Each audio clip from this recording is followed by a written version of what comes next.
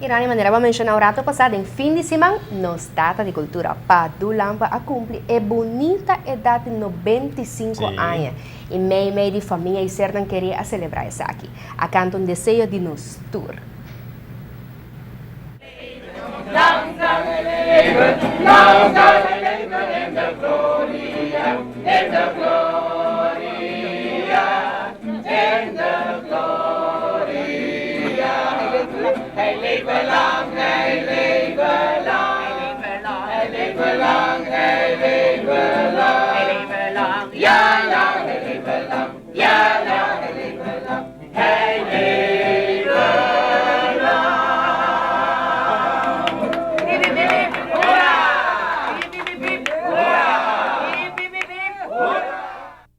Padu tá compositor, música, poeta e pintor, uma pessoa multitalentosa e mais futuro, verdadeiro joia de nossa isla.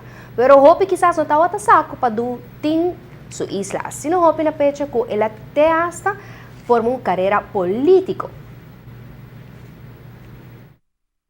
E Padu estava rivalista in verità di partito AVP. Padu è un compositor e canciones que te awet conosci de nossa comunidade pa eslan ku a cana e eslan ka passa história di barco ku hen no su timon ku ta unde cancionan Padu a compositor Padu a grabe ribedisco corana di tempo aí e Padu a dirigir tutte canzoni aí di tempo aí ku tota ta pa Aruba Birabasta su mescas Padu a scrive bonita poesia di separação que agora publicada também na ano 96, quando se recordar 10 anos de Estado a parte, para do tá acoplar com a história do país Aruba para basta su mescas e Deus deu energia e vida para a cana com Aruba mira Estado a parte, mira himno, mira nosso próprio bandeira, ela mira todo momento não é, ela mira no Estado a parte, ela celebra conosco caba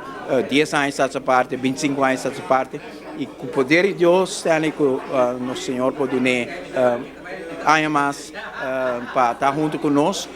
Nós celebrar outro ano, 30 anos essa parte, e agora nós vamos dedicar a praça também de Padu Lampa, junto com a estátua de Padu atrás de piano, na centro histórico do país Aruba. De parte nós aqui na ATV também, nós queremos desejar Padu hope mais de vida e mais que outra coisa, hope saúde. Seguro que sim.